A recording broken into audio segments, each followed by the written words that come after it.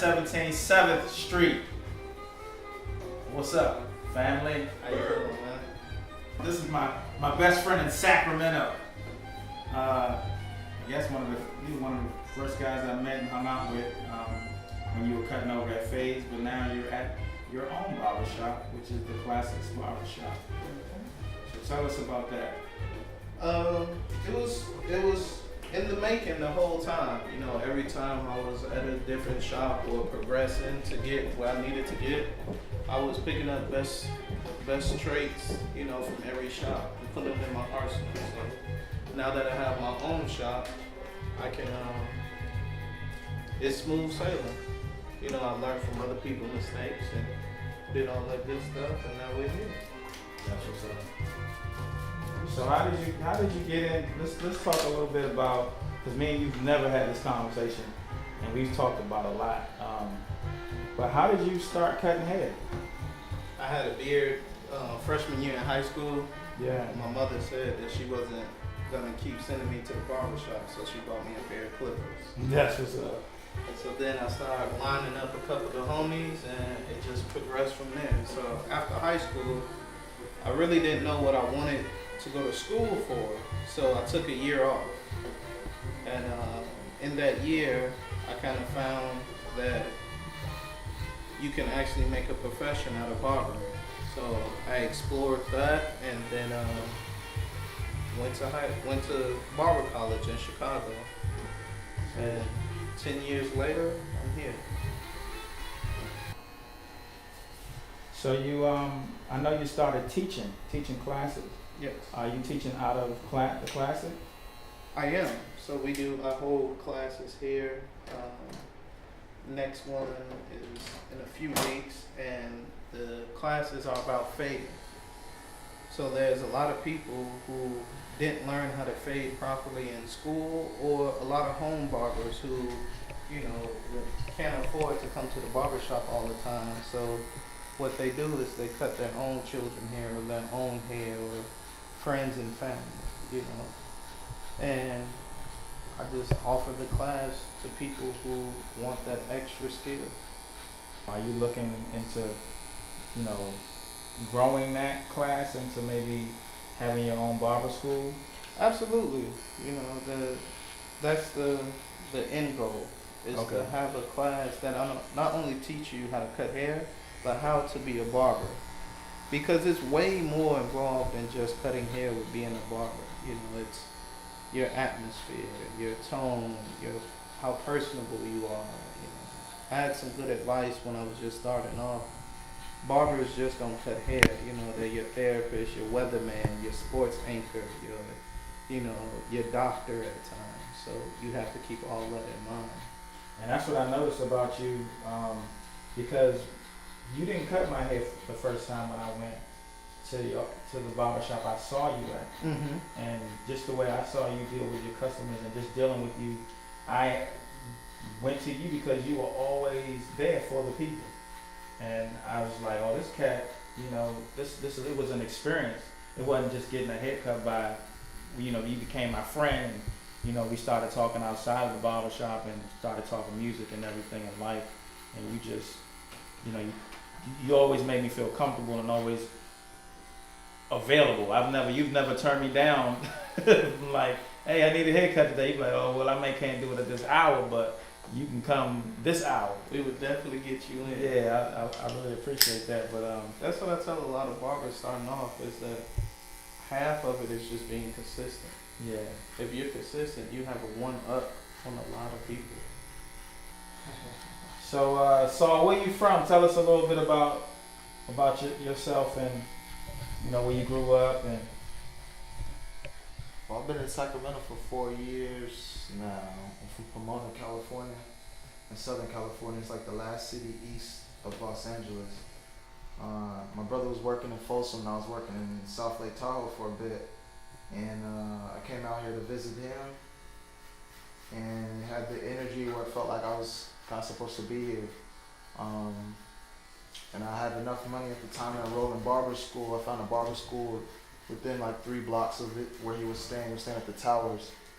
And I signed up. And everything's been rolling. I met Hanif not long ago through a mutual friend, DJ Rock Bottom, and we've been rocking. Oh, so that's the connection, DJ Rock Bottom. Yeah. Yeah. Great DJ in town. Definitely. I met Rock Bottom, aka John, just out a few times at just different events. Him and his queen, Erica, we would just chop it up for like a good month and a half, maybe 2 months. I didn't even know his name. Yeah. We would just chop it up and be like, all right, I'll see you later. And then I got to know him a little bit more, and he had a nice circle of people around him. Yeah. And there being a DJ and knowing different people. So he just introduced me to a nice amount of people. Then Hanif, we went to the record store, the records on Broadway. Rock Bottom was spinning, and then Hanif was there, and I was telling him like I was kind of tired of barbering. And he mentioned a few things and gave me a few tips. And then I saw him again, and he had an opportunity for me to work with him at the shop. So he made a good decision and decided to open his own, and things have been rolling since. It's been the right vibe, you know. Yeah, and y'all definitely, the two of y'all together, definitely brings a good vibe, a good energy. And most of the times that I'm in here, you're doing exactly what you're doing now, which is drawing or, or you know. So yeah, so what do y'all see the Classic? I know y'all have some future plans and holding some events in this, the 917 is next door. Y'all have a tattoo shop. There's a lot going on, a lot of different things and art going on, some artwork, like Norman. So what do y'all fit in that core, and what do you want to do as far as like events? So 917 is more than the barbershop that I saw. It was a place that can be the pillar of the community like Classic Barbershops were. So, we have a huge commons area that we can actually use, and we're going to take full advantage of it, even if it's like town hall meetings, not necessarily for the whole town, but for people who feel like they can't get heard, or, we saw this putting together a art show. So it's just a space that every idea that we ever wanted to do that we couldn't do because we couldn't find the space, or they wanted, $10,000 for the space and all that stuff, we can actually make happen. And whatever falls into that, falls into it. I'm really not trying to put a cap on it. I got you. Yeah, we recently partnered with Books with Barbers. It's a program that pairs barbers with a company that provides you books and like a little seating area to encourage reading, because we're in contact with children and single mothers and families. So we want to bring the classics like a real classic barbershop where people can come for whatever they need, and we're not just talking about just sports or just one category. It's open to everyone coming in, and voicing their opinion, having open dialogue and conversations, and then promoting education and things to advance everyone, and move towards the future. And we want to show that the barbershop is its own institution, and that it has many facets to it, and all of those I feel like aren't necessarily explored, where you can have one barbershop, you can have jobs for all types of people.